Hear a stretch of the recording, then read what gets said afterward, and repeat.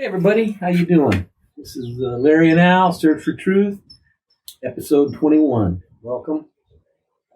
Just a reminder, if you want to know when we're recording, just subscribe, and we keep you updated. Hopefully, those of you that are watching enjoy it. We always enjoy it.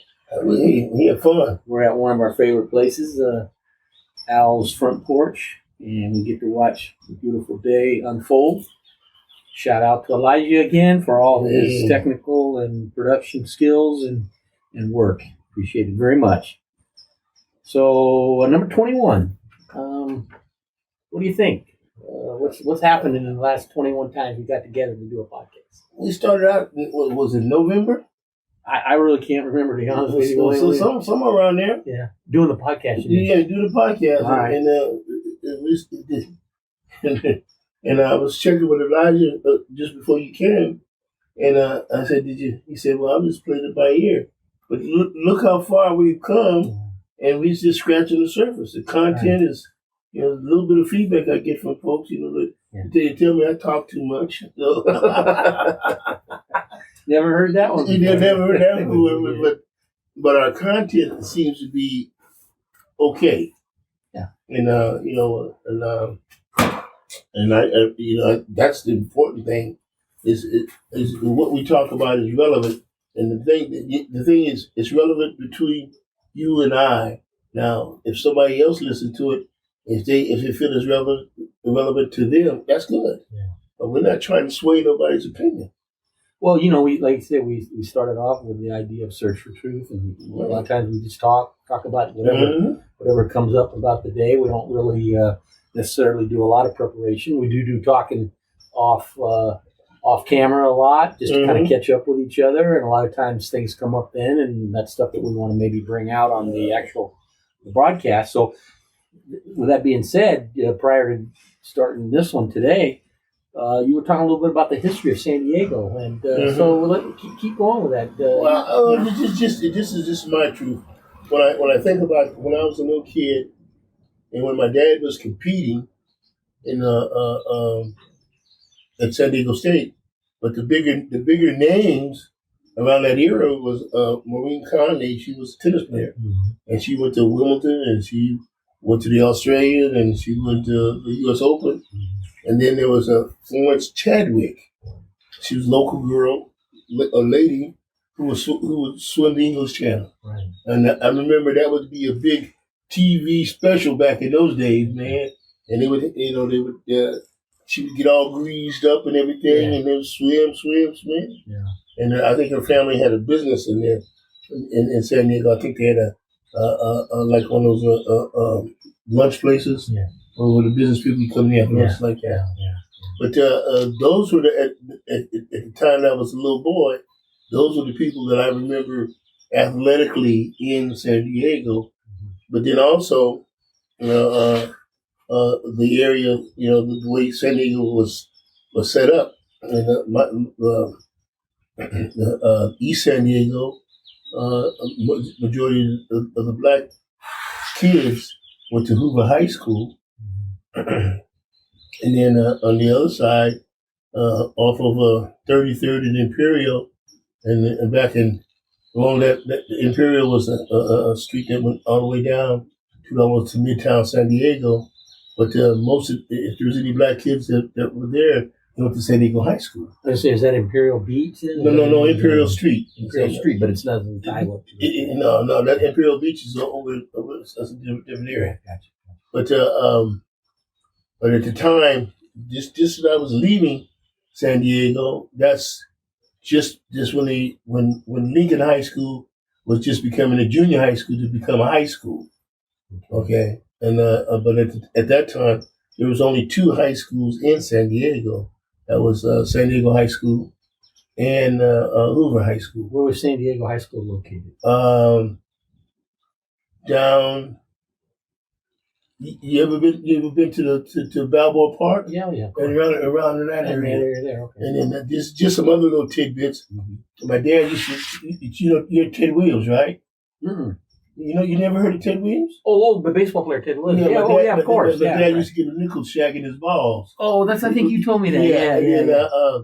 Ray Boone, you know Bob Boone, right? Yeah, Bob Boone. Yeah. Well, Ray Boone was his dad. He went to high school about the time, a little bit just before my dad, at Wow. Hoover High School. Yeah, Bob Boone used to play for the Angels. yeah, and Managed to. Did he you know his second son is the manager of the Yankees. Yeah. Yankees. And when I was coaching at El Medina, he was playing high school at what's this? What's that high school over there in Orange? Villa Park. Villa Park. Yeah, he used to play ball over there. Okay. Mm-hmm. Okay. So talking a little bit about the the history. You dropped some names and not common names that most of us would know. But you knew about them. And well, just when I was a kid, Yeah. and but my dad being athletically involved, but these people were athletically involved in San Diego at that time, because I left San Diego when I was 10 years old. Right. Yeah, I went to Stockton Elementary School, which is now Martin Luther King Elementary School. Well, that's where you were asking earlier about. Yeah, it's off of 33rd. It's off of 32nd Street. Mm-hmm. So was this goes without saying. Oh, and then there was Johnny Ritchie, who was first black player in the Pacific Coast League. Okay. He's from San Diego. We talked about that. Go over that Pacific Coast League. Well, that was it was the San Diego Padres, Oakland Oaks, Sacramento Solons,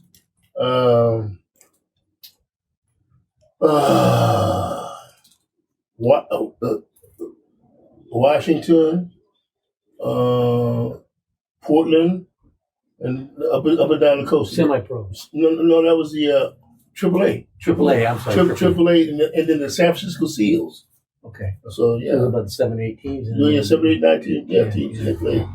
Yeah, and again, that's sort of a piece of history that most of us aren't aware of. So, yeah, before they built the stadium down there, they used, in San Diego, they used to play on Lane Field.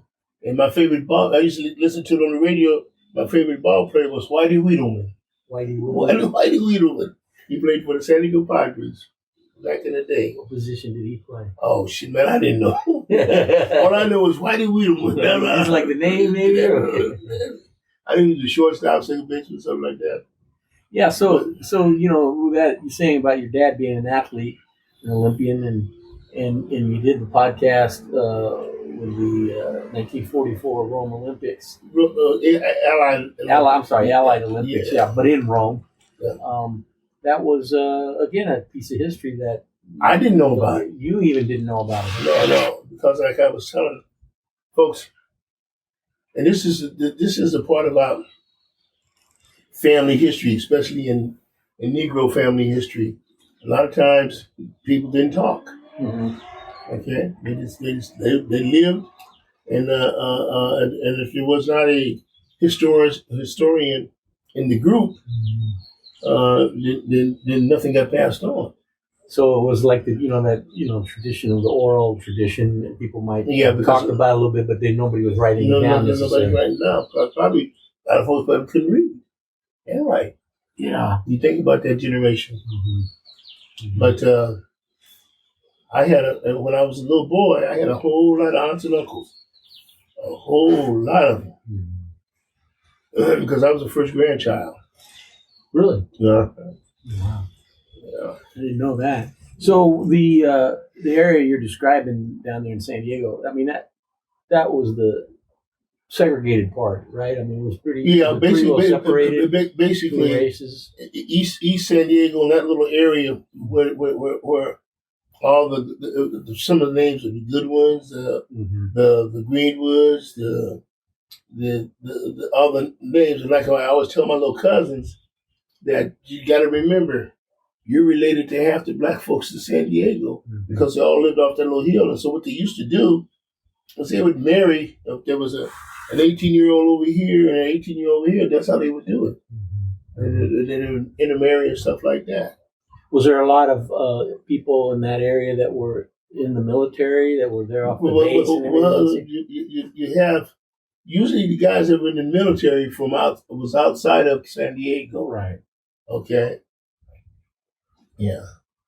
But some people that lived in San Diego probably worked on the bases and stuff like that. And so is that? I mean, so I guess what I was wondering is what brought the black Well, it's just for instance, folks to that area. my family. I just as much as I know about my father's family, I know they started out in Topeka, Kansas, Right.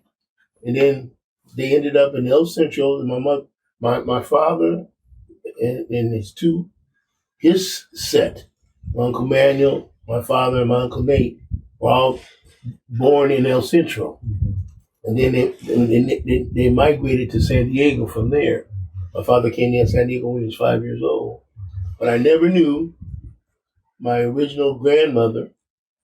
Okay, I think her name was. I don't even know what her name was. Okay, but then my grandfather remarried, and then he had 4 more children. Okay, and the lady he remarried, she had 3 children already. So between the two of them, they had Blended family. 7 children plus my there was 10. There was 10 there. Okay, so that was what I knew then. And then when I left San Diego 10 years old, and when I came back, I was in the military. I was 20. I was 20 years old. So before you went to Vietnam, then? Yeah, because I went to I enlisted in '64. I went to Vietnam in '65. But I had not seen any of my relatives since I was out of San Diego. Mm-hmm. Now you probably told me this before, but you were born in Buffalo, but then you came out to San Diego. But your mom and dad, where and how did they meet? I think they met. My mother graduated from high school, and she was in Tuskegee, Alabama. And I think there was some kind of way that they met down there. Mm-hmm. This is before he went. Was he in the military? He was in the military. He was in the military. So he's stationed there somewhere. No, he wasn't stationed there. He was traveling. Oh, okay. And then they got married. I think my mother got out of high school. She was 16, and she graduated from high school. Mm-hmm. And then she met my dad. They got married, I think July, and then I was born the next March. July. You were not in Buffalo very long, right? No, I was in Buffalo 8 months when I was just 8 months. As far as I know, birthplace, but then really. I never lived. I never been to Buffalo. Yeah. I never lived in Buffalo. But the curious thing about my mother's family was that they would go back and forth between Tuskegee and Buffalo. See, I know my mother had great aunts that lived in Buffalo, and then everybody, her siblings, they had businesses out of Buffalo, New Jersey, Ohio. On my mother's side of the family, there was, like my aunt, my oldest, my mother's oldest sister. Well, she was the oldest of the clan. She was a teacher, and she was the one that was the intimate friend with George Washington Carver. Right. And everybody, I asked my cousin, were we Haitian or Jamaican? Because everybody in my mother's side of the family were successful. Whereas on my father's side of the family, they were. Well, So what are you trying to find out why you're? No, I'm not trying to find out. I mean, it's something that I am okay with what it is. Right. Okay, and my children are okay with what it is, and we just start from there. But it's just that I watched how my drive. When I lived with my uncle, he was a general contractor. He went to Tuskegee, and he was the one that was building houses. Yeah, he's the one that took you out to work every morning. My cousin. Yeah. So we had that work ethic. Yeah. Okay. Yeah. And then I think all the brothers all had businesses and stuff in New Jersey, Buffalo, and stuff like that. But it was really strange that they never once they left Tuskegee, they never connected. Wow. That's you got all type A people, and each and everybody when you're all strong like that, you don't live in proximity, but you live by distances. Meaning what? That the only two siblings that I ever saw was my aunt Roy, the oldest. I saw her twice in my life, and I lived with my uncle and his kids. So the rest. How long were you there? Where? With your uncle? I went to live with him when I was 15, and I left when I was 20. You were there for 5 years. Huh? Yeah. That's when that's close to joining the military, then, right? Well, I graduated from high school, went to community college, and went down to Tuskegee, and then came back and then joined the military. What drew you to Tuskegee? Well, I wrote, I was at community college, and I had the opportunity to throw baseball. Right. But I also had written down to Tuskegee, and I got accepted, and so because I figured I'd go down there. My aunt lived there, and so that's basically what my uncle went there. So he didn't do too bad. Now, Kimberly went to Grambling, right? She went to Grambling. And Grambling is where now? It's in Monroe, Louisiana. Okay, so what drew her to Grambling? She applied. Yeah. She applied, and that's what she wanted. Because I turned around one day, and she came up and she said, "I'm going to Grambling. I got accepted to Grambling." I said, "Okay." And she got a track. But basically, she got a track. And she went. Was that straight from high school or? Yeah, straight from high school. Wow. Yeah. All my children went straight from high school to 4 years, except for Terry Lynn. She went straight from high school to Orange Coast. She did the Orange Coast thing, and then she went to Fullerton, and then she graduated in Fullerton, and then she went to Chapman for grad school. Markel went to straight out of high school, Santa Barbara. Right. And then she graduated in Santa Barbara. Then she went to University of San Diego for her master's. And Kim graduated from. She was the only one that she graduated third in her class. Okay, and then she went down to got her master's from Baylor. So I got lucky. All three of my children. Call it luck. Call it something. Yeah. Well, and I look at and it's not just on the difference of how my children responded to their environment and moved on. They've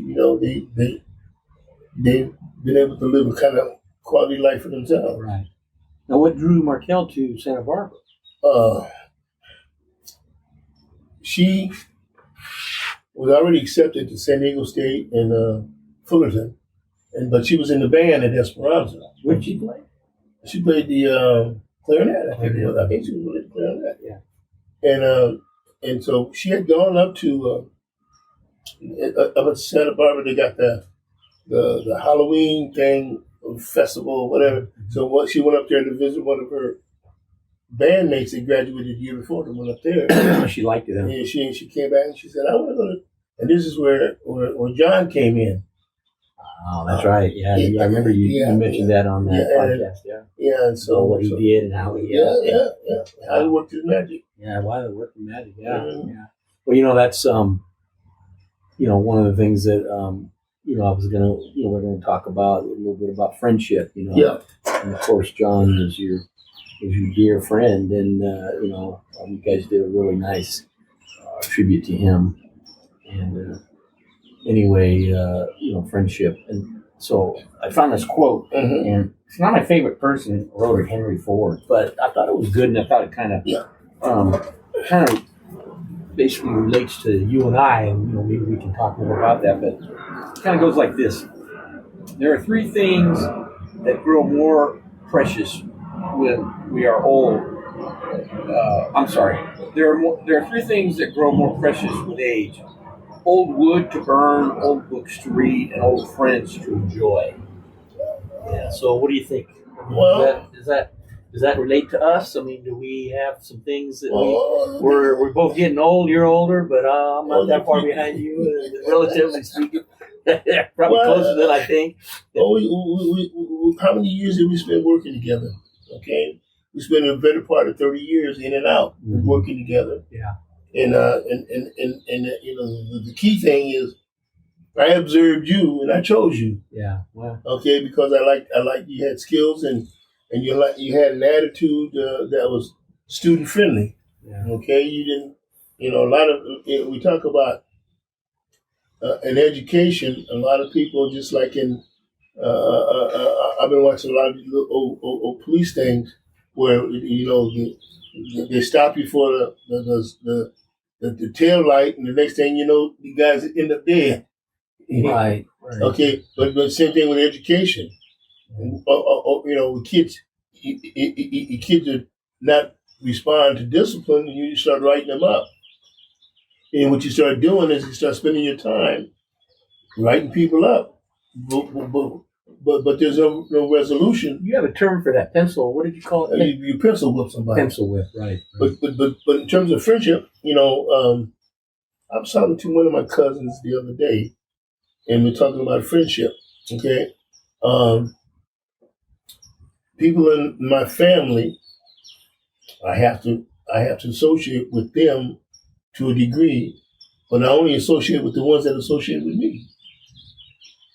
You see, meaning that if you communicate with me, I communicate with you. But I'm in a unique situation where whether they like me or not, I communicate with everybody because as a first grandchild, I have a responsibility to communicate.